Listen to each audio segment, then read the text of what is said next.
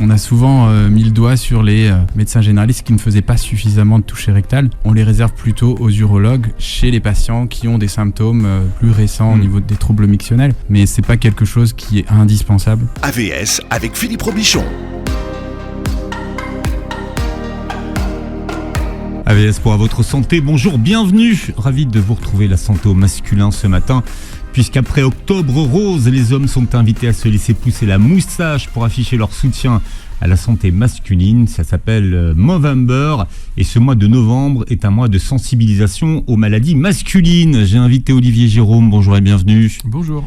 Vous êtes président cofondateur de Serum. Qu'est-ce que ça veut dire, Serum ? Alors Serum, c'est la fin du cancer, le début de l'homme. CER pour la fin du cancer et HOM pour le début de l'homme. D'accord, oui. CER, c'est la fin du mot cancer. C'est la fin du mot cancer, tout à fait. Bien, une association qui est née sous l'impulsion du professeur Karim Fizazi. Tout à fait. Donc, suite à une réunion en fait, où on a été conviés pour essayer de discuter un petit peu justement de cette problématique que rencontraient les hommes et le fait qu'on n'en parle quasiment pas des cancers masculins. Vous êtes ce qu'on appelle un patient expert aujourd'hui, d'une certaine façon. D'une certaine façon, oui, expert de la pathologie, oui. Oui, on vous a diagnostiqué un cancer à l'âge de 31 ans, un cancer du testicule. Vous aviez fait l'autruche. Pourquoi est-ce que vous aviez fait l'autruche ? Alors j'avais fait l'autruche, alors peut-être comme malheureusement un petit peu trop d'hommes, en tout cas moi ça a été mon cas et c'est pour ça que j'aime bien me moquer de moi, c'est-à-dire qu'en fait j'avais bien quelque chose qui était bizarre au niveau du testicule, je sentais qu'il y avait quelque chose, on parle souvent d'une grosseur, moi j'avais mon testicule qui devenait un petit raisin sec en fait, donc quelque chose de bizarre, donc il était clair que il y avait forcément quelque chose, mais je me suis dit je vais pas aller chez le médecin, ça va se passer tout seul, ça ira mieux en fait. Sauf qu'un jour, non, malheureusement, ça a traîné, et j'ai entendu à la radio, comme quoi c'est salvateur, effectivement, de parler des cancers masculins, quelqu'un qui parlait du cancer du testicule. Et c'est là que d'un seul coup, je me suis dit, il faut vraiment que je consulte le médecin. 31 ans, c'est une des spécificités du cancer du testicule, c'est un cancer de l'homme jeune, mais un des messages qu'il faut faire passer ce matin, c'est que ça ne passe pas tout seul. Non, ça ne passe pas tout seul. Il y a beaucoup de gens qui pensent que les maladies vont partir toutes seules. Non. Et c'est pas parce qu'on va pas aller chez le médecin effectivement que la maladie n'est pas là non plus. C'est pour ça que c'est important de le savoir et de savoir que ça existe. Et donc comme vous aviez attendu, on a sorti l'artillerie lourde. Oui, tout à fait. Donc déjà, alors ce qui est bien, donc moi je dis ça souvent en rigolant aussi, c'est que quand j'ai entendu parler du cancer du testicule à la radio, j'ai appelé mon épouse déjà, parce que moi j'avais pas le numéro de mon médecin. Donc un peu archaïque, effectivement, donc il y a maintenant 24 ans. Ça fait que les épouses ont aussi les carnets de santé des enfants. Exactement. C'est un peu le genre. Exactement. Voilà. On leur demande beaucoup de choses aux femmes, et donc du coup d'avoir le numéro de médecin, parce que moi le numéro de mon médecin généraliste, je ne le connaissais pas. J'ai eu la chance effectivement d'avoir été pris très rapidement en rendez-vous, c'était le jour même, quoi, il me semble, et j'ai eu une échographie. Alors une échographie pour moi c'était pour regarder les bébés dans le ventre des mamans en fait, et je me suis aperçu que non, c'était aussi potentiellement pour regarder on va dire le testicule, et puis le lendemain ou même le jour même, je crois que c'était super vite, mon médecin généraliste a regardé, il m'a dit bon voilà, c'est pas bon du tout, c'est un cancer, et puis là on se prend tout sur la tête, voilà, c'est un peu compliqué. Je me suis vaillant, guerrier, voulant lutter, et ma femme m'a dit non, t'as vraiment pris un coup sur la tête, et c'était pas là. Et donc moi j'ai eu la chance, parce que je pense que le cancer du testicule c'est un cancer qui est rare entre guillemets, 2800 cas à peu près. Oui, ça restera. Donc ça reste quelque chose de rare. Bon, quand ça vous tombe dessus, c'est pas rare du tout. Mais voilà, donc c'est quelque chose qui est relativement rare et qui doit être pris très rapidement. Ce qui n'était quand même pas votre cas, c'est pour ça que j'ai parlé d'artillerie lourde. Exactement. Donc vous avez eu la totale. Exactement, moi j'ai eu de la chimiothérapie, j'ai eu des cycles de BEP, alors je me souviens plus toujours exactement de ce que c'est, enfin, il y a bléomycine, il y a des choses comme ça dedans, mais voilà, j'en ai eu beaucoup plus que la normale, et on m'a dit quand j'ai été reçu à l'époque par un jeune médecin, qui s'appelait Dr Karim Fizazi, à Gustave Roussy, puisque mon médecin généraliste connaissait effectivement le service. J'ai été orienté là directement, et il m'a dit voilà, si vous étiez arrivé un mois ou deux après, c'était peut-être pas là. J'avais des métastases qui remontaient jusqu'au poumon, des choses relativement lourdes le long de l'aorte, etc. Donc le message, il est vraiment ne pas faire l'autruche. Ça passe pas tout seul. Ça ne peut pas passer tout seul. Vous avez eu une prothèse du testicule ? Alors oui, j'ai eu une prothèse. Je suis désolé de vous poser la question, non, pas de souci, au contraire. J'en parle régulièrement, enfin, c'est la première fois qu'on se voit, donc on n'a pas tout. Non, mais quand on m'en parle, effectivement, je le dis aisément. On m'a proposé quasiment le matin même de l'opération, puisque du coup j'ai été vu, et je crois que j'ai été opéré dans la semaine. Souvent ça se fait super vite, parce que je crois que ça ressort rapidement, sa métastase. Alors moi c'était déjà métastasé, et en fait on m'a demandé, alors un peu effectivement interloqué, bon, c'était il y a 24 ans, hein, n'oublions pas. Au fait, vous voulez une prothèse pour votre opération ? Une reconstruction, ouais. Alors, un peu hagard, j'ai dit oui, mais sans me poser la question, en fait. Parce que c'est pareil, on voit les prothèses du sein pour le cancer du sein, et ben il y a des prothèses testiculaires, effectivement, pour ça. On avait procédé à une congélation de votre sperme ou pas ? Alors, ça m'avait été demandé. J'avais 2 garçons avant, qui étaient en bas âge, et puis avec mon épouse, on a discuté lors du rendez-vous avec le médecin. Et en fait, bon, on a dit que finalement, on avait 2 garçons, donc on laisserait faire la nature. Et le monde est bien fait, puisqu'effectivement, après tous mes traitements et quelques années après, j'ai eu une fille de façon tout à fait naturelle, donc on ne l'avait pas fait.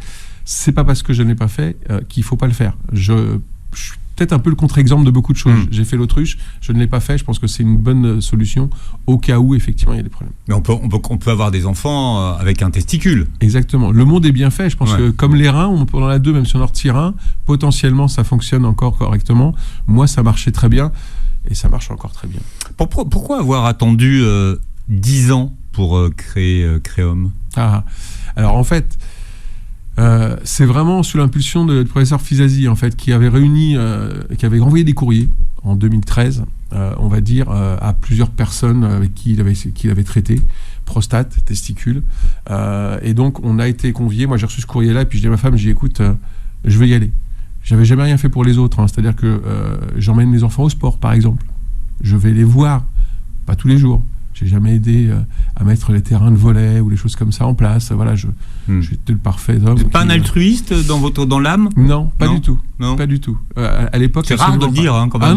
Mais clairement, non, mais c'est. Vous êtes un égoïste, assumé. Alors, égoïste, j'irais peut-être pas jusqu'à là, mais en tout cas, oui, je ne pensais pas forcément aux autres. Et donc, du coup, suite à cette réunion-là, il nous a fait un peu l'exposition justement des problématiques en expliquant qu'il y avait quasiment rien qui existait et que c'était peut-être important à un moment donné que les hommes essayent d'en parler, parce que c'est des sujets relativement tabous, ça se situe en dessous de la ceinture.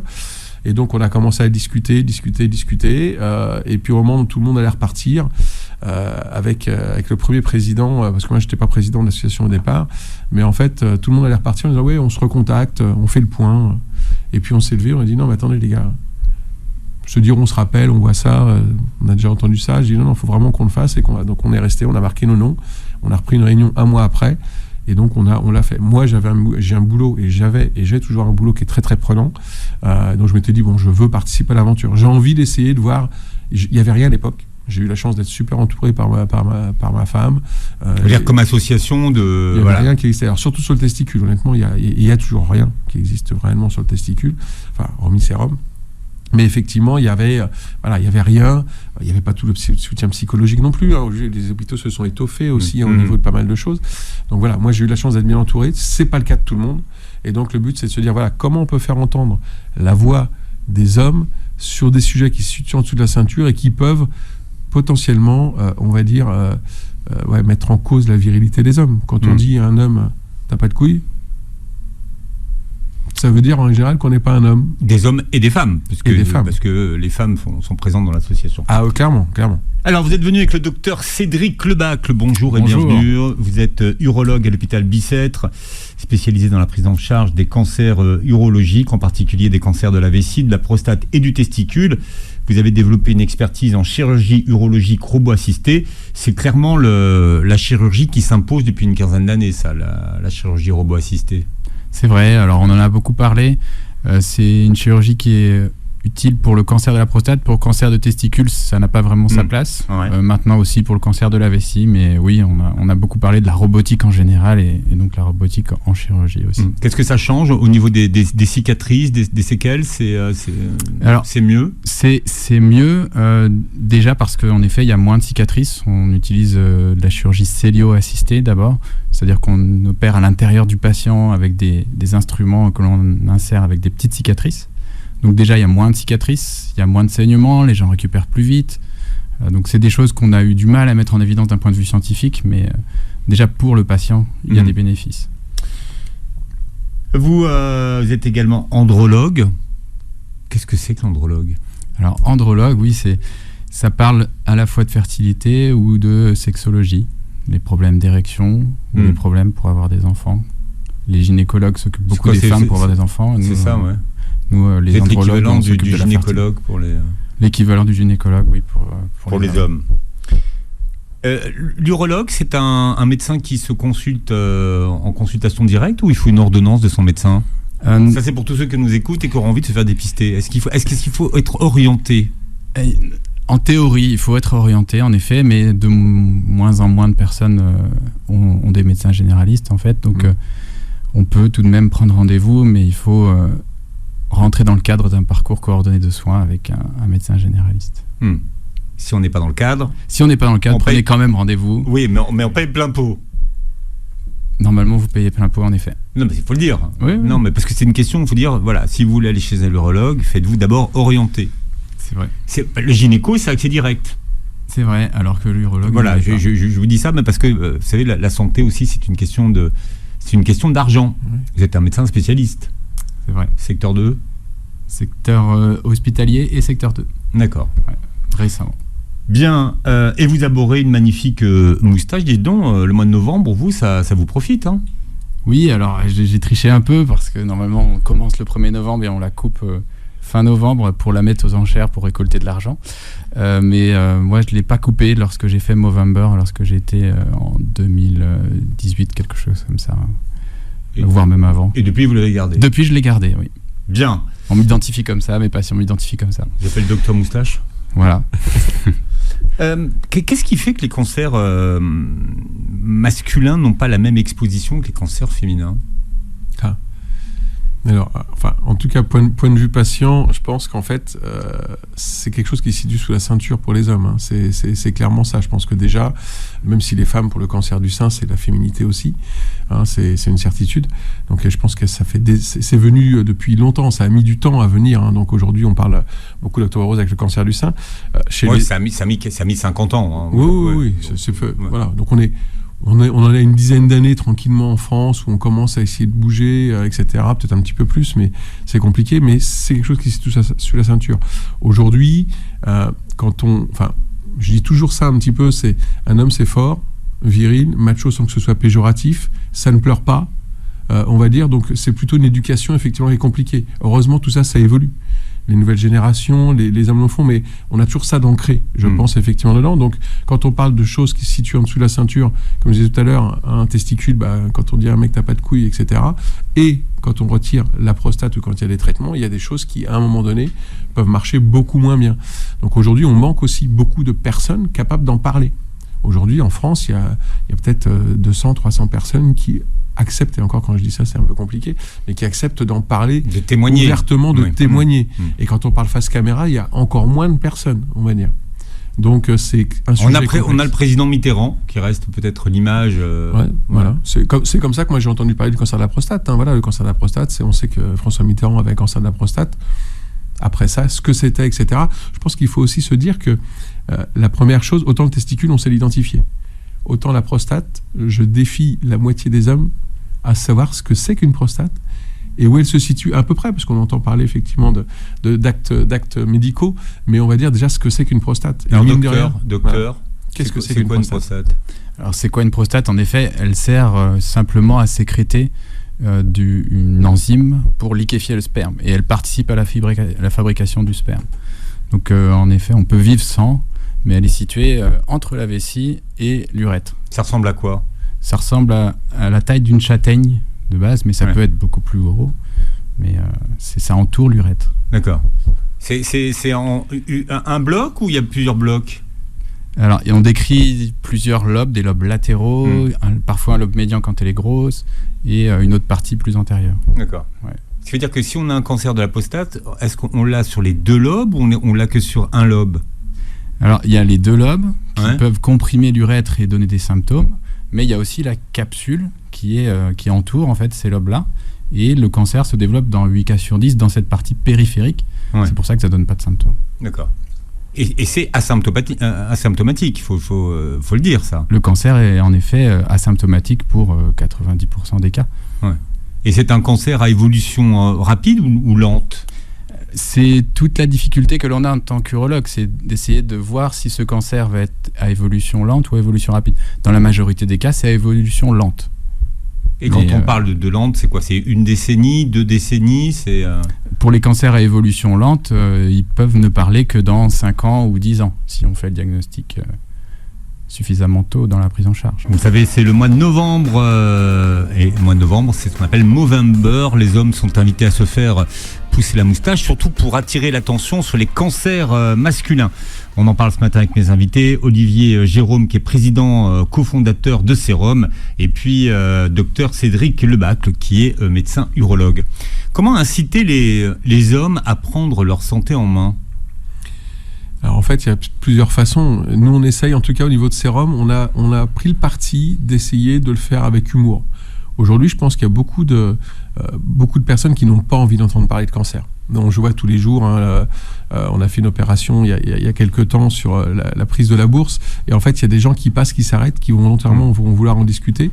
Et il y en a d'autres qui ne vont pas vouloir s'arrêter. En fait, dès qu'ils voient le mot de cancer, ils ne veulent pas s'arrêter. Donc en fait, je pense que beaucoup de personnes n'ont pas envie d'entendre parler de cancer. Alors, quand vous dites la prise de la bourse, c'est votre esprit, c'est un humour décalé pour parler de sujets comme le cancer. Tout à fait. Je pense que nous, en tout cas, c'est vraiment l'optique que l'on a prise, et c'est ce qui plaît bien en règle générale, c'est de décider de dramatiser avec un petit peu d'humour. Donc on a fait la prise de la bourse sur la place de la Bourse pour parler de testicules. C'est vrai que c'est quand même, je pense, le bon endroit pour en parler. On avait une prostate géante gonflable pour montrer aussi ce que c'est qu'une prostate. Alors, donc on pouvait rentrer dedans. Hein. On pouvait rentrer dedans carrément et passer dedans. Il y a pas mal de gens qui se sont pris en photo et qui aiment bien le faire. Et encore une fois, le but, c'est d'essayer sur un ton décalé de faire parler certains sujets. Pour le cancer du testicule, par exemple, on a fait des vrais films de boules. Donc voilà, des vrais films de boules qui sont des petits spots, bien entendu. Alors, quand on parle de boules, c'est bien sûr du jeu de boules. Exactement. Mais en vrai. On est bien d'accord. Ouais. Donc le premier film de boules, c'était sur le cancer du testicule avec de la pétanque. Et on en a fait un deuxième à quelques années, en 2020, qui était avec du bowling. À chaque fois, des jeux de mots avec des boules, effectivement. Et ça avait pas mal marché. C'est des spots qui ont été vus, qui sont sur notre site internet, mais qui ont été vus par plus de 5 millions de personnes en général. Et le but, c'était justement de sensibiliser, effectivement, les jeunes à l'autopalpation du testicule. Ça, c'est important. Et puis, une campagne d'affichage dans le métro. Oui, tout à fait. Vous avez tourné un message bien connu. Voilà, où on a détourné effectivement la routine métro boulot dodo, par métro boule dodo. Donc, qui est à Créapils, qui nous a permis de trouver ce magnifique jeu de mots et puis ces belles couleurs. Effectivement, métro boule dodo, pour effectivement changer de la routine et donc palper vos boules, qui était le jeu de mots toujours un petit peu, voilà, pour le faire. Et tout ça pour, comment dire, donc on s'était sur le testicule, bien entendu, puisque c'est un jeu de mots qui, je pense, passe bien, on va dire, au niveau des jeunes, et puis voilà, et est aussi un petit peu viral pour les réseaux sociaux, pour après mieux parler sur la place. Donc on avait des grandes affiches dans le métro Bourse, et pour parler sur la place avec différents stands, effectivement, du cancer de la prostate, qui est quand même le premier cancer chez l'homme. Donc c'est ça qui est important. Vous invitez les gens donc à pratiquer régulièrement l'autopalpation. Qu'est-ce que c'est-à-dire régulièrement, docteur? Alors, régulièrement, nous, ce qu'on dit, c'est entre 14 et 55 ans, chaque mois, en sortant de la douche, pourquoi en sortant de la douche? Parce que la peau est plus détendue. Palper les 2 testicules pour voir si on sent une différence. Voilà. C'est surtout à l'autopalpation où on peut sentir une irrégularité, un testicule qui est plus dur d'un côté que l'autre. Parfois, il y a certains patients qui décrivent des douleurs, mais principalement, c'est plus des nodules que l'on palpe. Donc ça, c'est des choses qu'on peut faire voilà, tout seul. Tout seul, et je mets au défi des personnes qui nous écoutent, savoir qui a déjà palpé ses testicules, on est peu nombreux. Oui, c'est clair. On pense en fait les connaître. Vous commenterez la vidéo. Mettez des commentaires. Bon, en général, les gens ne vous disent pas, de façon franche comme ça, je me palpe les testicules. Hein. Non, ils ne le disent pas tout seuls. Voilà, c'est pas quand même une conversation qu'on a avec ses collègues, vous voyez. C'est pas si simple que ça. D'ailleurs, c'est pour ça que c'est des sujets qui sont super compliqués à apporter. Mais il y a même des petits, pour le cancer du sein, il y a des bustes de palpation. Pour le cancer du sein, il y a aussi des testicules effectivement qui sont là. Et ce que je veux dire, Cédric, c'est que je pense qu'effectivement, quand on dit aux gens palpez vos testicules, comme ça vous verrez bien la différence, la plupart des gens, on voit qu'ils ont un cas bizarre, parce qu'en fait, on les palpe pas réellement, en fait. On les connaît peut-être sans les connaître, en fait, puisque du coup, on n'a pas fait ce geste de le faire. Et donc, au niveau fréquence, hormis l'âge, effectivement, nous on dit une fois par mois, c'est bien. C'est un peu comme le cancer du sein, une fois par mois, vous faites ça. Ça permet effectivement de voir s'il n'y a pas quelque chose de particulier, une grosseur, un petit gravillon, quelque chose, un petit nodule qui serait dur. Et surtout, tout de suite, allez voir le médecin. Ne pas faire l'autruche. Je répéterai ça jamais assez souvent. Le cancer de la prostate a longtemps été un ennemi invisible. Alors, docteur, vous avez publié récemment un post sur le toucher rectal dans le cancer de dépistage du cancer de la prostate. Et ce qui a été un des freins pour les hommes, pour justement ne pas les se faire dépister, c'était ce fameux toucher rectal. Oui. Alors, obligatoire ou pas dans le dépistage du cancer de la prostate? Alors, on a souvent mis le doigt sur les médecins généralistes qui ne faisaient pas suffisamment de toucher rectal, mais c'est difficile à introduire dans une consultation, notamment de médecins généralistes, et surtout, il faut en avoir l'expérience. Aujourd'hui, même les étudiants en médecine, pour former les étudiants en médecine au toucher rectal, on leur apprend sur des mannequins, mais ensuite, pour pratiquer au quotidien en consultation... In real life, c'est très difficile. Donc, former les médecins déjà au toucher rectal, c'est pas simple. Et donc, on les réserve plutôt aux urologues chez les patients qui ont des symptômes plus récents au niveau des troubles mictionnels. Mais c'est pas quelque chose qui est indispensable et qui ne sera pas imposé surtout pour les patients qui viennent consulter. D'accord, pas imposé, mais indispensable ou pas pour valider un diagnostic? Il n'est pas indispensable pour valider un diagnostic car maintenant les IRM sont beaucoup plus disponibles. On parlait de ça à une époque où il y avait peu d'IRM en France. On a plus facilement accès et maintenant on a montré que les temps d'examen pour réaliser une IRM pouvaient être raccourcis, ce qui signifie que les radiologues pourront faire beaucoup plus d'IRM de la prostate qu'ils n'en faisaient jusque-là. Alors c'est quoi le parcours de dépistage? Alors le premier élément à faire en effet c'est la prise de sang. La prise de sang qui dose ce PSA. Alors qu'est-ce que c'est le PSA? Le PSA, donc c'est cette enzyme qui est fabriquée par la prostate. Une enzyme, c'est une usine qui permet de liquéfier le sperme après l'éjaculation. Donc il n'est pas censé se retrouver dans le sang. Il se retrouve avec des taux normalement très faibles. Et si la prostate est abîmée, ou si elle est un peu grosse, ou s'il y a un cancer justement, il y a du PSA qui se finit par se retrouver dans le sang. Et donc, sur la prise de sang, on le voit. On le voit à la prise de sang. On le voit à la prise de sang. Et là, le taux qui doit parler, enfin qui alerte, c'est quoi? Alors le taux que l'on décrit en général comme pathologique, c'est supérieur à 4. Mais les Européens vont même jusqu'à 3. Si un patient a un taux de PSA supérieur à 3 qui est confirmé 15 jours après, on commence à s'inquiéter et donc à devoir consulter à ce moment-là. Mais ça ne veut pas dire que vous avez un cancer de la prostate si vous avez un PSA. Réaliser un dosage du PSA, ce n'est pas une signature pour se faire opérer après. C'est un premier examen qui doit en déclencher d'autres pour pouvoir être complètement rassuré. Donc ensuite, la deuxième étape? La deuxième étape, c'est l'IRM de la prostate, qui là permet de voir s'il y a des zones qui peuvent faire penser à un cancer de la prostate. Donc, une fois sur deux, 60% des cas, cette IRM est anormale et c'est là où on va finir par proposer des biopsies de la prostate. D'accord. Une biopsie pour tout le monde, qu'est-ce que c'est? Une biopsie, c'est un petit prélèvement. Pour la prostate, en l'occurrence, on en fait 12, c'est-à-dire 6 de chaque côté au hasard et 2 dans les zones effectivement qui ont été décrites à l'IRM comme anormales. Alors certains spécialistes ont alerté sur le nombre de biopsies un peu trop élevé qu'on faisait. En quoi est-ce que ça peut être agressif de faire une biopsie? Alors, quand on parlait du nombre de biopsies, c'est les patients qui avaient des biopsies, peu importe 12 ou 14, le nombre de biopsies dans l'absolu pour chaque patient, c'est pas ça qui va aggraver les choses, mais il y avait beaucoup trop de patients qui arrivaient aux biopsies parce qu'on ne faisait pas d'IRM avant. Maintenant, quand l'IRM est rassurante, on réfléchit beaucoup avant d'aller imposer ces biopsies aux patients. D'accord. Donc là, la biopsie, elle valide quoi? Alors, elle permet d'éliminer un cancer. S'il n'y en a pas, on est rassuré. Et s'il y a le diagnostic de cancer de la prostate, après, on va proposer différentes options. D'accord. Alors, on parle du cancer de la prostate, mais alors on devrait plutôt parler des cancers de la prostate, parce qu'il n'y a pas qu'un cancer de la prostate. Oui, c'est vrai, il y a des cancers plus agressifs que d'autres. Quand je parlais de cancer indolent tout à l'heure, la majorité sont indolents, c'est-à-dire qu'ils n'aboutiront pas au décès du patient, et dans ces cas-là, on ne fait rien. Si c'est un cancer peu agressif, on fait une surveillance active, c'est-à-dire qu'on fait simplement des dosages du PSA plus fréquemment que ce que l'on fait pour le cas du dépistage, donc on le fait tous les 6 mois, et une IRM chaque année pour voir si le cancer qu'on a vu en IRM se modifie. On ne fait pas rien, on surveille. On surveille, voilà. On ne va pas aller opérer le patient, on ne va pas aller faire de rayons ou autre chose comme ça. D'accord. Alors ça, c'est un premier type de cancer. Ouais. Il y a aussi les cancers qui sont métastatiques. Dans 2 cas sur 10, en effet, les gens ont fait l'autruche, même s'ils n'avaient pas de symptômes, c'est qu'ils n'avaient pas dosé le PSA. Il y a 2 cas sur 10 où les cancers sont d'emblée métastatiques. Donc là, il n'y aura pas d'opération non plus parce que c'est trop tard, entre guillemets. Il faut faire d'autres traitements qui sont pas de la chimiothérapie, mais plus de l'hormonothérapie où on va castrer de manière chimique le patient. Donc c'est pour ça qu'il vaut mieux diagnostiquer de manière précoce pour éviter d'arriver à ce type de traitement un peu lourd. Et là, on a beaucoup progressé en termes d'hormonothérapie ces dernières années ou pas ?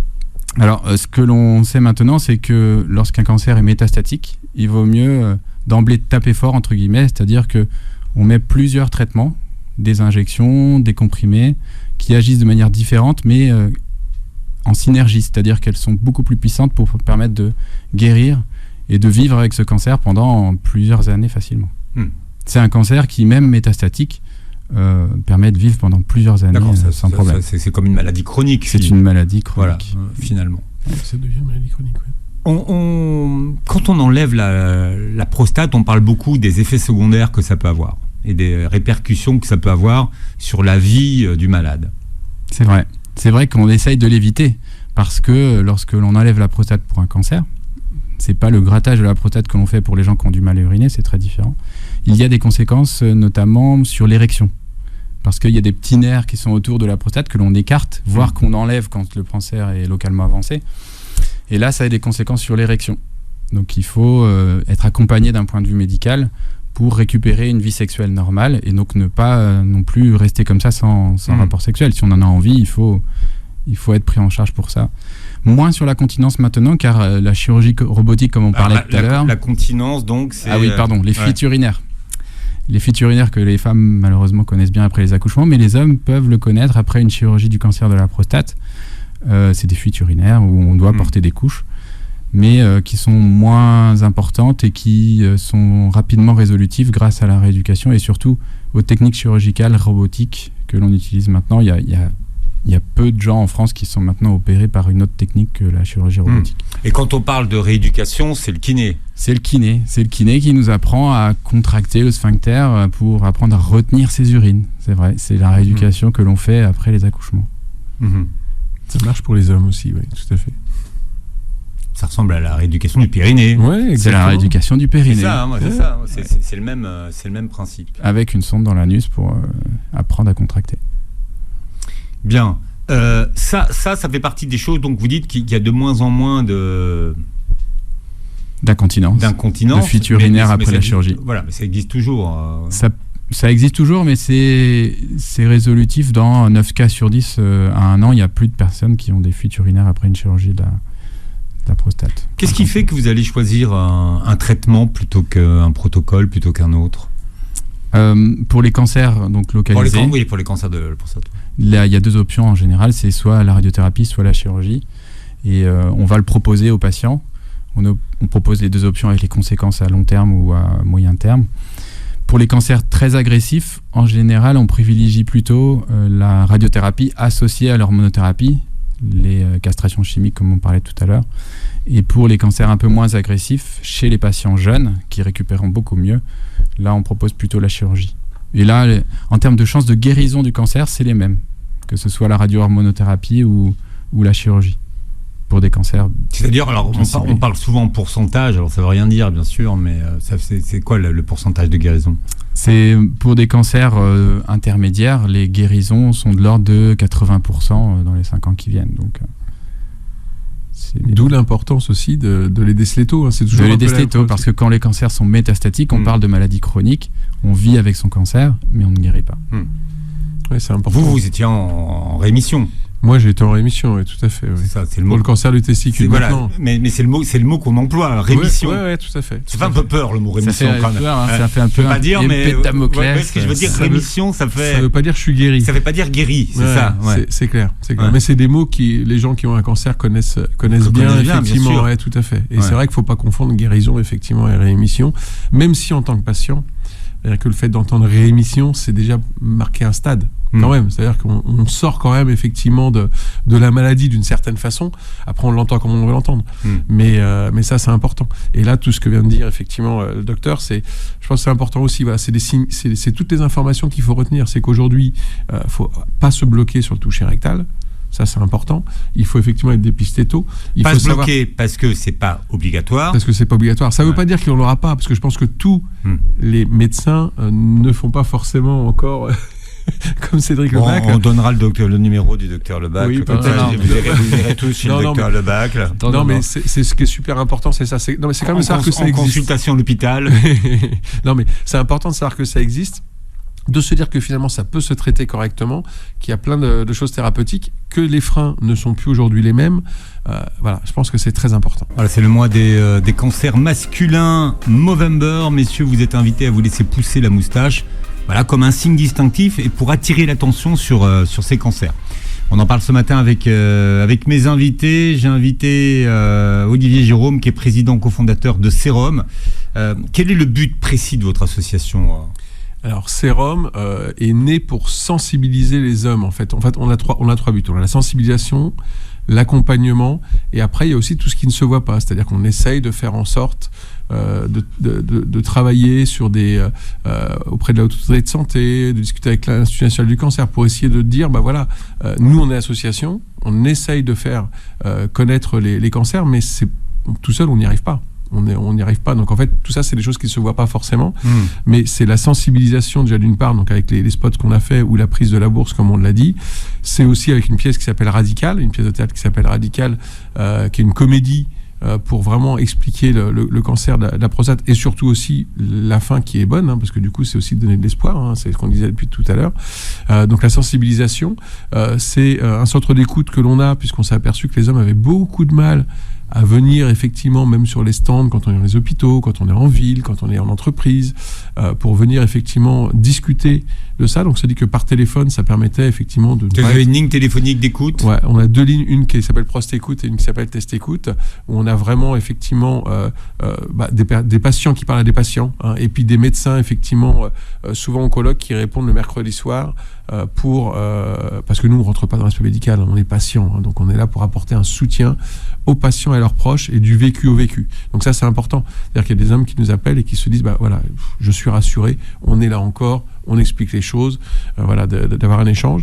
Donc voilà, c'est vraiment le rôle de Sérum, d'essayer effectivement de sensibiliser et d'accompagner effectivement les hommes et leurs proches. Il ne faut pas oublier leurs proches, effectivement, c'est super important. Oui, parce que le cancer, c'est un combat qui se gagne en famille.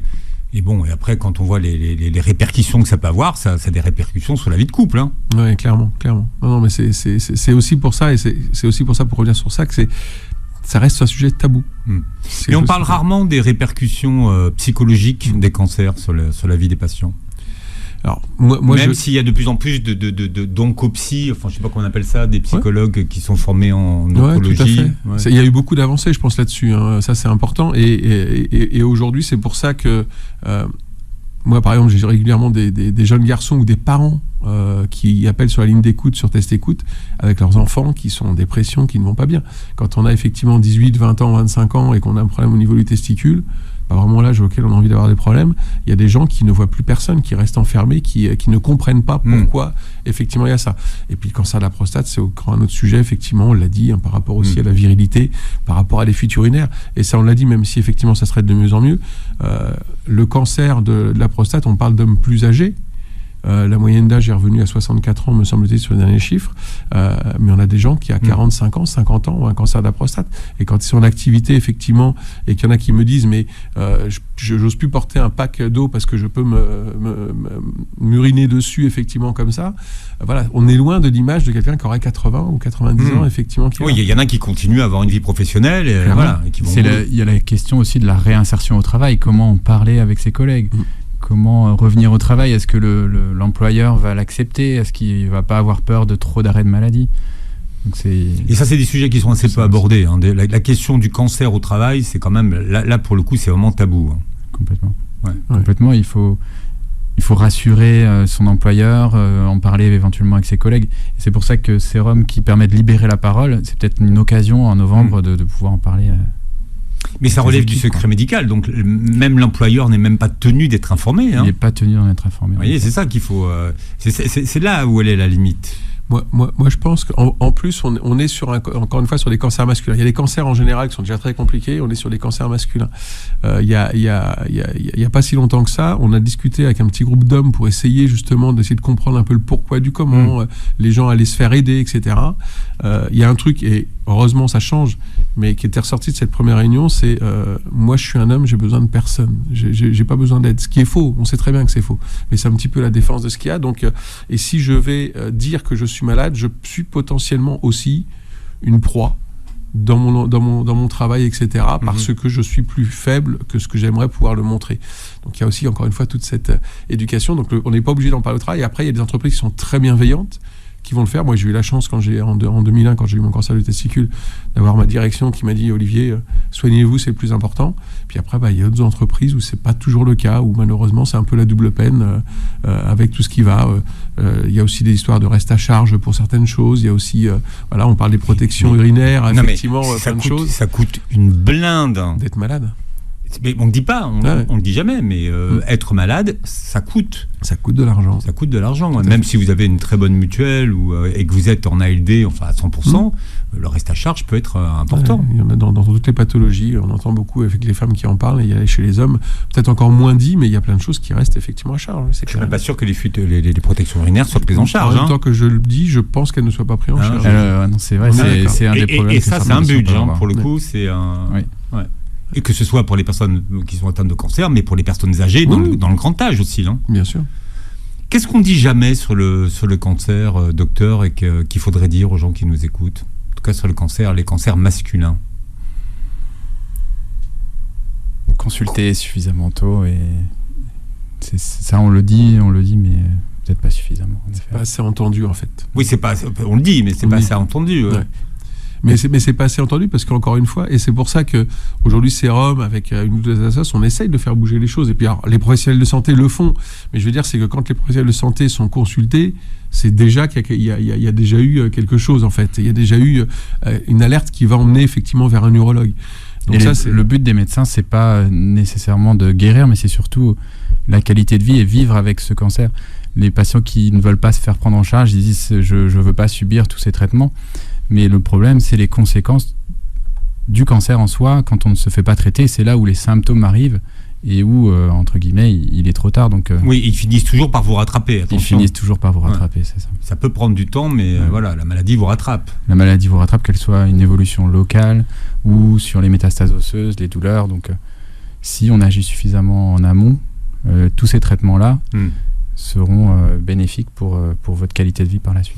Mais quand on est sur des maladies asymptomatiques et qu'il n'y a pas de dépistage organisé... C'est vrai que sur le cancer de la prostate, il n'y a pas de dépistage organisé. Ce que je veux dire, qu'est-ce qui va amener les gens à consulter et à faire un dosage du PSA, par exemple? Eh bien, rien, sauf si vous le demandez spécifiquement à votre médecin traitant ou si votre médecin traitant le prescrit de manière systématique dans votre bilan. Est-ce que préconise l'Association française d'urologie, c'est même pas un dosage tous les ans, c'est un dosage tous les 2 voire 4 ans en fonction de votre taux de PSA lorsque vous le réalisez pour la première fois à 50 ans. Donc c'est ça, prendre sa santé en charge, c'est de soi-même demander quand même c'est ça. Le dosage. Soi-même demander le dosage. Il n'y a pas de dépistage systématique ou automatique. Vous n'allez pas recevoir de courrier de la sécurité sociale vous disant faites l'examen de sang dans les selles. Vous avez 75 ans. D'ailleurs, il y a beaucoup de personnes, quand on les croise, qui me disent ah oui, mais je reçois à 50 ans le petit papier, effectivement. Et non, c'est le colorectal, ça n'a rien à voir, effectivement. Et donc les gens pensent, en fait, ils ont une mauvaise connaissance de la prostate et du cancer de la prostate. C'est le premier truc. Donc c'est pour ça que des assos, et on aimerait aussi effectivement que les autorités de santé, que le ministère, etc., en parlent beaucoup plus. Le but, c'est pas de faire en sorte qu'on découvre plus de cancers, bien entendu, mais c'est de se dire, voilà, aujourd'hui c'est une démarche individuelle de personnes à partir de 50 ans ou 45 ans, s'il y a des antécédents familiaux sur le cancer de la prostate, de dire on fait un dosage de PSA. Et effectivement, grâce à ce dosage, on est vraiment en ligne avec ce que dit l'AFU, c'est vraiment de se dire, voilà, vous avez un numéro, s'il est en gras et qu'il dépasse les 4, effectivement, consultez un urologue. là, ça vous permet effectivement d'avoir ça. Mais il y aura tout un tas de choses qui pourraient être faites ou pas. Mais si on ne le sait pas et si on ne commence pas effectivement à avoir ce point de repère, à un moment donné, on arrive aujourd'hui avec 9200 décès par an. C'est un homme qui meurt en France toutes les heures d'un cancer de la prostate. Un peu plus, puisque dans une année, il y a 8760 heures, il y a 9200 décès. Et aujourd'hui, quand on en parle aux gens, ils nous regardent comme ça, un homme qui meurt en France toutes les heures, mais on n'en entend jamais parler. Enfin, alors, là, on a beaucoup parlé du cancer de la prostate, mais il y a aussi ce qu'on appelle l'adénome de la prostate. Oui, donc c'est ça qui donne des symptômes en fait. Donc les gens consultent plus souvent pour des symptômes, des troubles mictionnels, où là, ils se disent, mais ça y est, j'ai un cancer. Donc là, notre rôle, c'est de les rassurer. C'est quoi l'adénome ? L'adénome, c'est quand on parlait des lobes tout à l'heure, c'est ceux qui grossissent, mais ils grossissent pas parce qu'il y a un cancer derrière, c'est parce que l'âge en soi fait que la prostate grossit. Et donc c'est ça qui vous donne envie de faire pipi plus souvent ? Voilà, il n'y a pas que le volume, parce qu'il y a des gens qui ont des très gros volumes et qui ne sont pas gênés, d'autres des petits volumes qui sont gênés. C'est l'élasticité, entre guillemets, de la prostate qui fait que vous êtes gêné. Et quel lien entre l'adénome et le cancer ? Il n'y a pas de lien direct entre donc c'est pas parce que vous avez un adénome qui va évoluer en cancer. C'est pas parce que vous avez un adénome qu'il évoluera en cancer, c'est ça.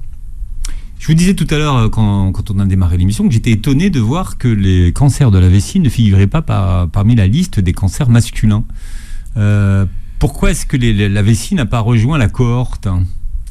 Alors au niveau associatif, en tout cas, voilà. Enfin, ce que je veux dire, c'est que parce que c'est quand même un cancer majoritairement masculin. Majorité, le cancer ouais, tout à fait, on est d'accord. Et dont on parle, alors, pour le coup, pas du tout. Alors il y a une association et c'est important effectivement qui existe, qui est Cancer Vessie France, qui est vraiment qui essaye de faire entendre un petit peu la parole de ça, parce qu'effectivement c'est beaucoup d'hommes.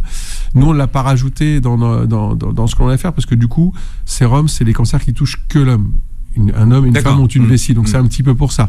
D'ailleurs, j'en profite aussi, c'est qu'on va aussi nous rajouter un petit peu dans la sensibilisation, la vaccination des jeunes garçons au HPV. Papillomavirus, aujourd'hui, beaucoup de femmes. Moi avant d'être là, il y a encore 2-3 ans, j'entendais tout le temps, effectivement, pour les jeunes femmes. Et en fait, mais il n'y a pas que pour les jeunes femmes. Aujourd'hui, effectivement, un jeune garçon peut éviter certains cancers de la gorge et de la verge, potentiellement, et d'autres aussi, s'il est vacciné. Et surtout, il évitera de le transmettre par la suite. Et donc voilà, c'est aussi toute une notion de mise en charge. Et donc du coup, là, on va toucher un petit peu le jeune garçon, on va dire, du collège jusqu'au homme plus âgé. Et donc voilà, même si c'est pas... Alors ça, c'est un autre sujet. C'est un autre sujet, pour rester sur la vessie. Alors là, je vais vous dire, ça demande une émission complète. Le HPV. Et surtout de la façon dont ça a été vendu en France. Bon, donc... en tout cas, il y a des assos qui le font. Nous, on va en parler un petit peu. Mais en tout cas, pour le cancer de la vessie, voilà, c'était pas... pour la vessie, parce que... La vessie, c'est le cancer des fumeurs, en fait. C'est beaucoup de monde, la vessie. C'est 18 000 cas par an en France. Et parmi ceux-là, il y a un quart qui sont des femmes. Donc quand on parle que en novembre des cancers de l'homme, c'est pour ça que la vessie n'est pas dedans. Et les femmes se sont mises à fumer, donc c'est un cancer de fumeur. Quel fumeur, lien entre le tabac et le cancer de la vessie ? Parce que la vessie est un réservoir et il y a certains toxiques du tabac qui sont éliminés parce qu'ils passent dans le sang. Ils sont éliminés par les voies urinaires et ils vont aller irriter la vessie et déclencher ce cancer de la vessie. Ça ne touche pas que les voies aériennes, c'est pas que le cancer du poumon. D'accord. Et donc là, pour le coup, c'est aussi un cancer à évolution lente. Alors le cancer de la vessie, en effet, en majorité, c'est des cancers qui sont superficiels, mais dans 25% des cas, ça peut être des tumeurs infiltrant le muscle et qui là sont beaucoup plus agressives malheureusement que le cancer de la prostate. Pourquoi il faut vider sa vessie complètement quand on fait pipi ? C'est vrai ça ou c'est une idée reçue ? C'est plutôt une idée reçue, je pense, parce que on ne décide pas de vider la vessie ou pas. C'est quelque chose que l'on peut constater éventuellement sur un examen où les gens ont eu l'impression de vider la vessie et finalement, du fait de cet adénome de la prostate parfois ou d'un mauvais fonctionnement de la vessie, les gens diabétiques, on peut ne pas vider complètement sa vessie en effet. Et ça peut avoir des conséquences à long terme sur le fonctionnement des reins, sur les infections urinaires, ces choses comme ça. La vessie qui est dotée d'un muscle qui s'appelle le détrusor. Exactement, c'est le muscle qui permet de se relâcher quand le volume augmente pour pas qu'il y ait d'augmentation de pression. C'est un muscle intelligent. Et c'est lui qui se contracte pour vider la vessie. Ça mérite une émission complète, ça. Oui. Bien, alors on va rappeler les coordonnées de Sérum pour ceux qui nous écoutent, vos lignes de contact pour ceux qui voudraient avoir justement des informations au téléphone. Donc en fait, on a deux lignes d'écoute. Moi, ce que je donne aux patients, en fait, c'est la page d'accueil du site internet Sérum, CERHOM. Et tout en haut, vous avez les numéros de téléphone. Voilà. Je leur imprime cette page. Moi. Voilà, exactement. Et après, on a deux numéros de téléphone qui sont des numéros de portable qui sont Test Écoute, qui est le 07 82 33 15 72.